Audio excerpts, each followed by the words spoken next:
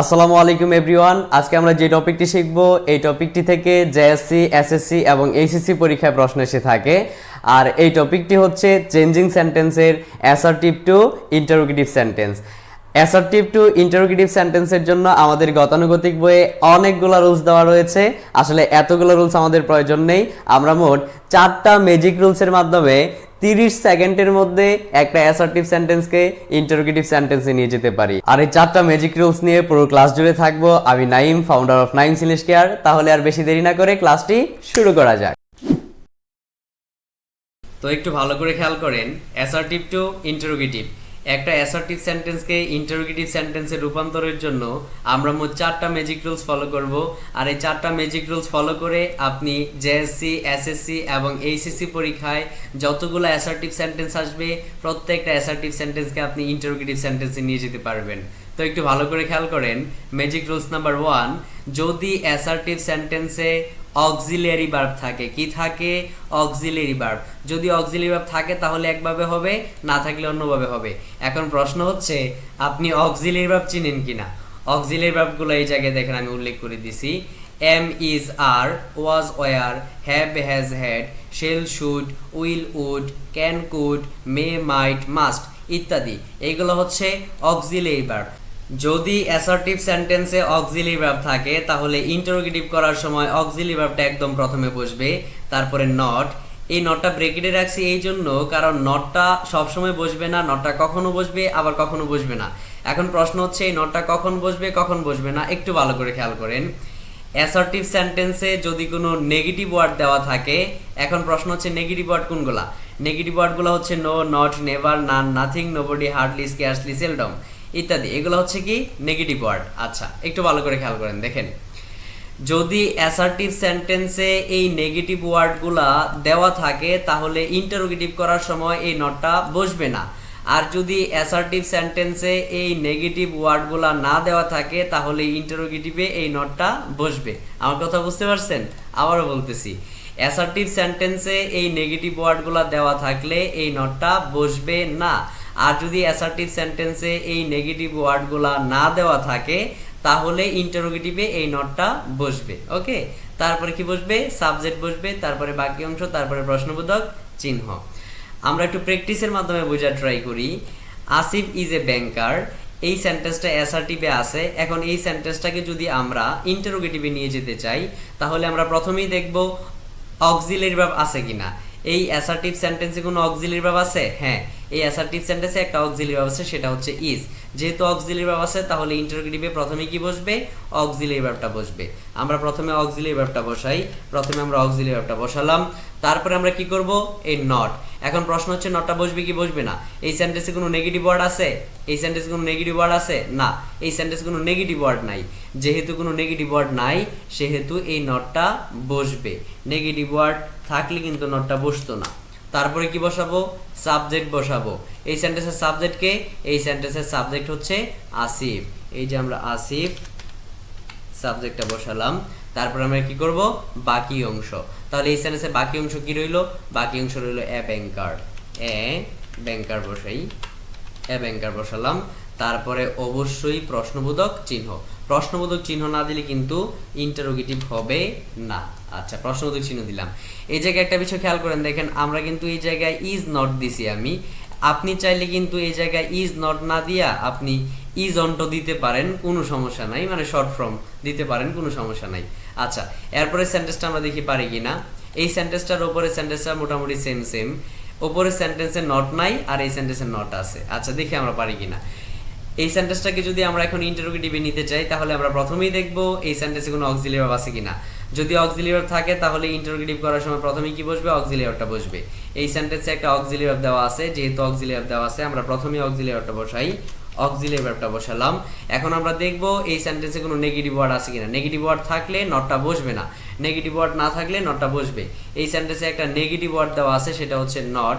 যেহেতু negative word দেওয়া আছে সেহেতু এই নটটা আর বসবে না, তাহলে এই নটটা আর বসবে না। তারপরে কি বসবে? সাবজেক্ট বসবে। আচ্ছা, এই সাইডের সাবজেক্ট কে? সাবজেক্টটা হচ্ছে আসিফ। সাবজেক্ট বসাই, সাবজেক্টটা বসালাম, তারপরে আমরা কি করব, তারপরে আমরা বাকি অংশ বসাবো আর প্রশ্নবোধক চিহ্ন বসাবো। এই সেন্টেন্সের বাকি অংশ কি রইল, বাকি অংশ রইল এ ব্যাংকার, তারপরে অবশ্যই একটা প্রশ্নবোধক চিহ্ন। আচ্ছা, তাহলে এই সেন্টেন্সটাকেও আমরা ইন্টারোগেটিভ সেন্টেন্সে রূপান্তর করতে পারছি। যদি অ্যাসার্টিভ সেন্টেন্সে অক্সিলারি ভার্ব থাকে তাহলে কিভাবে ইন্টারোগেটিভ সেন্টেন্সে রূপান্তর করতে হয় এটা আমরা বুঝতে পারছি। এখন আমরা দেখব যদি অ্যাসার্টিভ সেন্টেন্সে অক্সিলারি ভার্ব না থাকে তাহলে কিভাবে একটা অ্যাসার্টিভ সেন্টেন্সকে ইন্টারোগেটিভ সেন্টেন্সে নিয়ে যাব।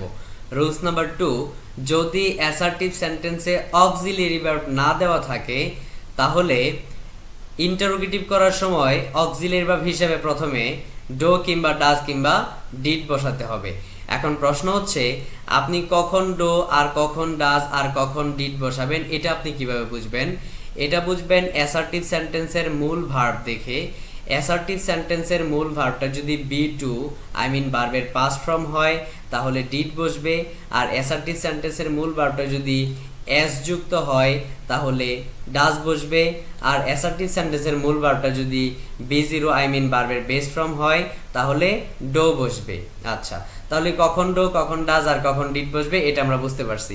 তারপরে নট, সেন্টেন্সের নেগেটিভ ওয়ার্ড থাকলে নটটা বসবে না, আর সেন্টেন্সের নেগেটিভ ওয়ার্ড না থাকলে নটটা বসবে।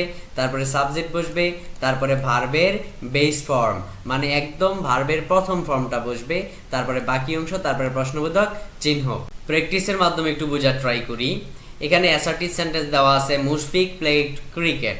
এই সেন্টেন্সটাকে যদি আমরা ইন্টারোগেটিভ সেন্টেন্সে নিয়ে যেতে চাই প্রথমেই আমরা দেখব এই সেন্টেন্সে কোনো অক্সিলারি ভার্ব আছে কি নাই। আচ্ছা, এই সেন্টেন্সে কোনো অক্সিলারি ভার্ব আছে? না, এই সেন্টেন্সে কোনো অক্সিলারি ভার্ব নাই। যেহেতু কোনো অক্সিলারি ভার্ব নাই সেহেতু প্রথমে ডো কিংবা ডাজ কিংবা ডিড বসবে। এখন আমরা কোনটা বসাবো বুঝবো হচ্ছে মূল ভার্ব দেখে। আচ্ছা, এখন মূল ভার্বটা দেওয়া আছে ইডি যুক্ত ভার্ব, ভার্বের পাস্ট ফর্ম আই মিন বি2 ফর্ম। যদি মূল ভার্বটা বি2 ফর্ম থাকে তাহলে অক্সিলারি ভার্ব হিসেবে ডিড বসবে। তাহলে এখন আমরা কি বসাবো? ডিড বসাবো। ডিডটা বসাইলাম, তারপরে কি বসবে? নট। আচ্ছা, নটটা কি বসবে নাকি বসবে না? এই সেন্টেন্সে কোনো নেগেটিভ ওয়ার্ড আছে? না, এই সেন্টেন্সে কোনো নেগেটিভ ওয়ার্ড নাই। যেহেতু কোনো নেগেটিভ ওয়ার্ড নাই সেহেতু নটটা বসবে। নেগেটিভ ওয়ার্ড থাকলে নটটা বসতো না। তারপরে সাবজেক্ট বসবে। এই সেন্টেন্সের সাবজেক্টটা হচ্ছে মুশফিক, আমরা সাবজেক্টটা বসাই মুশফিক, আমরা সাবজেক্টটা বসালাম। তারপরে ভার্বের বেস ফর্ম বসবে। অ্যাসার্টিভ সেন্টেন্সের ভার্বের বেস ফর্ম, তাহলে অ্যাসার্টিভ সেন্টেন্সের ভার্বটা কি দেওয়া আছে? প্লেড। তাহলে প্লেডের বেস ফর্ম কি? প্লেডের বেস ফর্ম হচ্ছে প্লে। আচ্ছা, আপনারা যারা ভার্বের বেস ফর্ম, ভার্বের প্রেজেন্ট ফর্ম, ভার্বের পাস্ট ফর্ম, ভার্বের পাস্ট পার্টিসিপল ফর্ম এগুলো আপনারা যারা বুঝেন না কিংবা পারেন না তাদের উদ্দেশ্যে আমার কথা হচ্ছে আমার একটা ফেসবুক গ্রুপ আছে, সেই গ্রুপের নাম হচ্ছে names English care. Names English care নামক ফেসবুক গ্রুপে আমি ভার্বের একটা শীট ছবি তুলে দিয়েছি। আপনারা এই শীটটা মোটামুটি দেখলেই আপনাদের ভার্বের সকল কনফিউশন দূর হয়ে যাবে। ওকে, আর আমার এই ফেসবুক গ্রুপের লিঙ্কটা আমি ভিডিও ডেসক্রিপশনে দিয়ে দিয়েছি, আপনারা ডেসক্রিপশনে লিঙ্কে ক্লিক করলেই আমার গ্রুপটা পেয়ে যাবেন। ওকে, তাহলে ভার্বের বেস ফর্ম, ভার্বের বেস ফর্মটা আমরা বসালাম, প্লেডের বেস ফর্মটা হচ্ছে প্লে। তারপরে বাকি অংশ বসবে। এই সেন্টেন্সের বাকি অংশ কি রইল? এই সেন্টেন্সের বাকি অংশ রইল ক্রিকেট। আচ্ছা, তাহলে আমরা বাকি অংশ ক্রিকেট বসাই, বাকি অংশটা বসালাম, তারপরে অবশ্যই প্রশ্নবোধক চিহ্ন। ওকে, আচ্ছা, এরপরে সেন্টেন্সটা একটু দেখি পারি কিনা। মুশফিক প্লেস ক্রিকেট, উপরের সেন্টেন্সের মতোই, জাস্ট উপরের সেন্টেন্সে ছিল ইডি ভার্ব আর এই সেন্টেন্সে আছে এস যুক্ত ভার্ব। আচ্ছা, এই সেন্টেন্সটাকে যদি আমরা এখন ইন্টারোগেটিভ করতে চাই তাহলে প্রথমে দেখব অক্সিলারি ভার্ব আছে কিনা। কোনো অক্সিলারি ভার্ব নাই। এখন আমরা কি করব? ডো কিংবা ডাজ কিংবা ডিড বসাবো। কোনটা বসাবো? ভার্ব দেখে বুঝবো, মূল ভার্ব দেখে। এখন মূল ভার্বটা দেওয়া আছে এস যুক্ত ভার্ব, যেহেতু এস যুক্ত দেওয়া আছে সেন্টেন্সের মূল ভার্বটা এস যুক্ত দেওয়া থাকে কি বসে? ডাজ বসে। আচ্ছা, তাহলে এখন আমরা কি বসাবো? ডাজ বসাবো। ডাজ বসাই দিলাম, তারপরে কি বসবে? নট।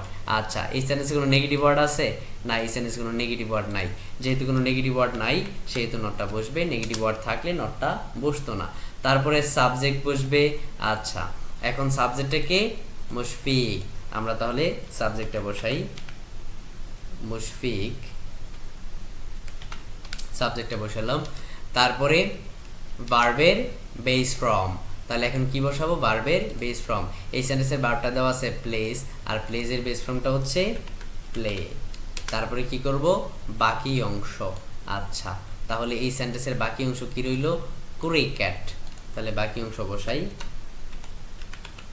ক্রিকেট, তারপর অবশ্যই প্রশ্নবোধক চিহ্ন।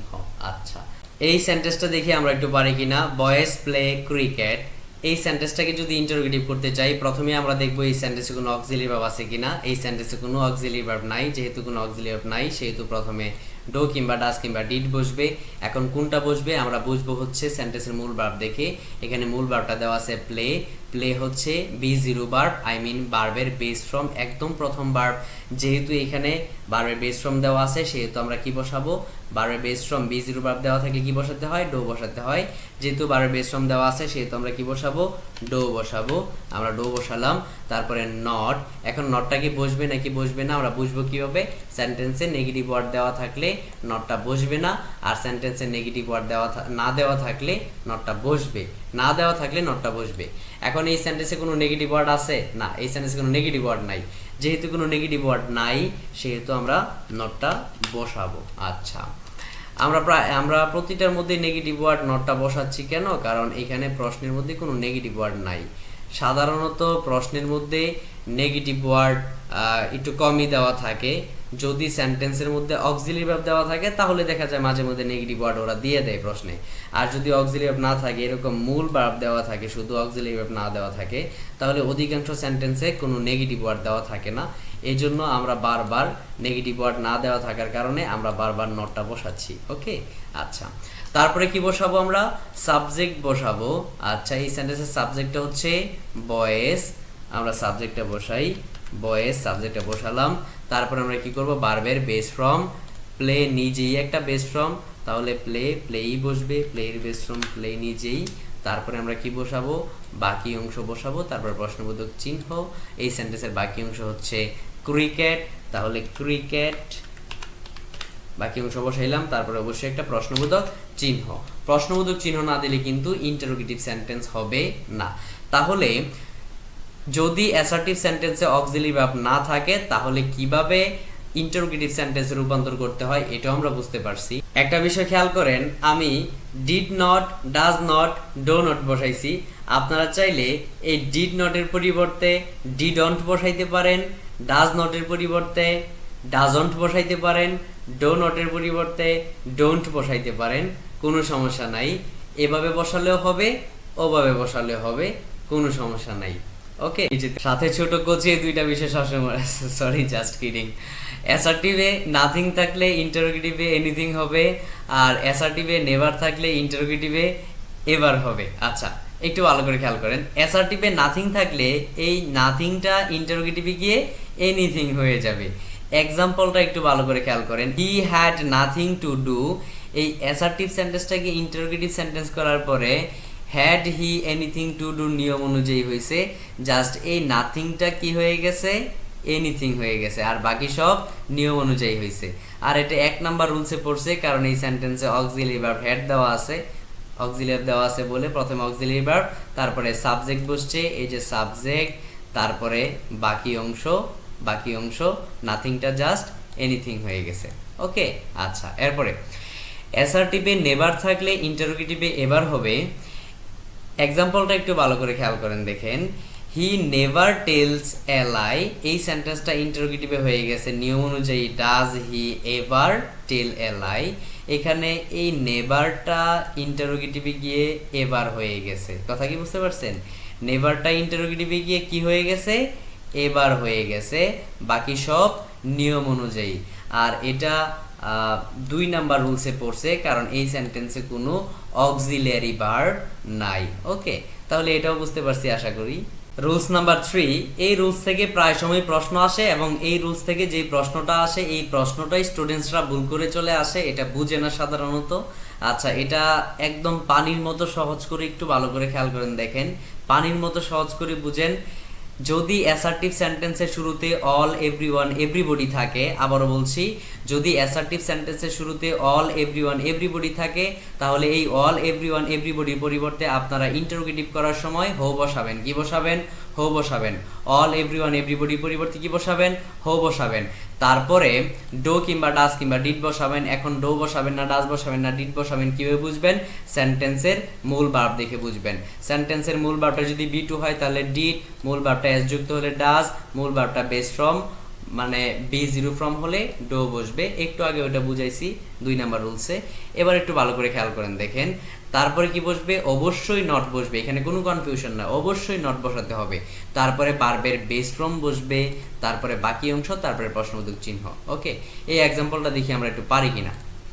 এভরিবডি হেটস এ করাপ্টেড ম্যান, এই সেন্টেন্সটাকে যদি আমরা এখন ইন্টারোগেটিভে নিয়ে যেতে চাই, সেন্টেন্সের শুরুতে এভরিবডি আছে, আর এভরিবডি থাকলে এই এভরিবডির পরিবর্তে আমরা কি বসাবো? হো বসাবো। তাহলে এখন কি বসবে? হো বসবে। এভরিবডির পরিবর্তে হো বসাইলাম। তারপরে কি বসবে? ডো কিংবা ডাজ কিংবা ডিড বসবে। এখন ডো বসবে না, ডাজ বসবে না, ডিড বসবে, কি দেখে বসাবো আমরা ভার্ব দেখে বসাবো। এখানে ভার্বটা কি আছে? হেটস, এস যুক্ত ভার্ব।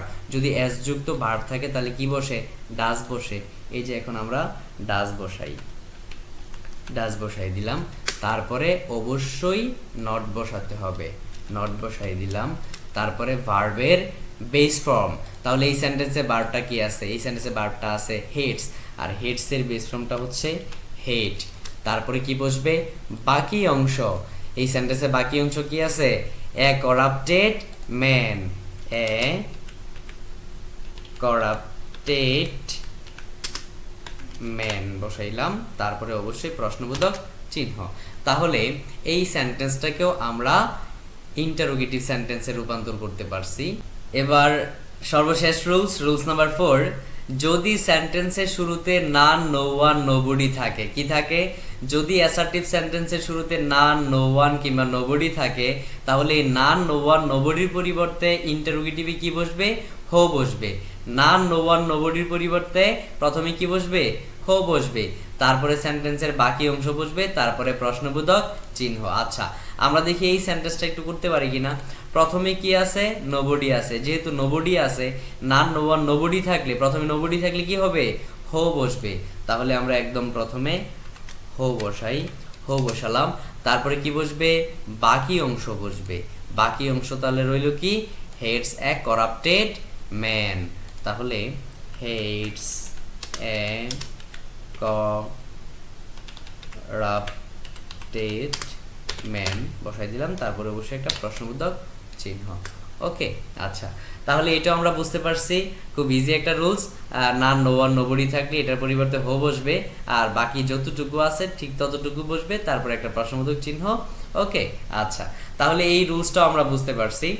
অ্যাসার্টিভ টু ইন্টারোগেটিভ সেন্টেন্সের পুরো ক্লাসটা এক নজরে একটু দেখে নিন। আর আপনারা যারা জেএসসি, এসএসসি এবং এইচএসসি পরীক্ষার্থী আছেন এবং আপনাদের ইংলিশ ফার্স্ট পেপার এবং সেকেন্ড পেপারটা খুব ইজিভাবে বুঝতে চান, সহজভাবে বুঝতে চান, তারা নাইমস ইংলিশ কেয়ার নামে ফেসবুক গ্রুপ এবং ইউটিউব চ্যানেলের সাথে যুক্ত হয়ে থাকুন।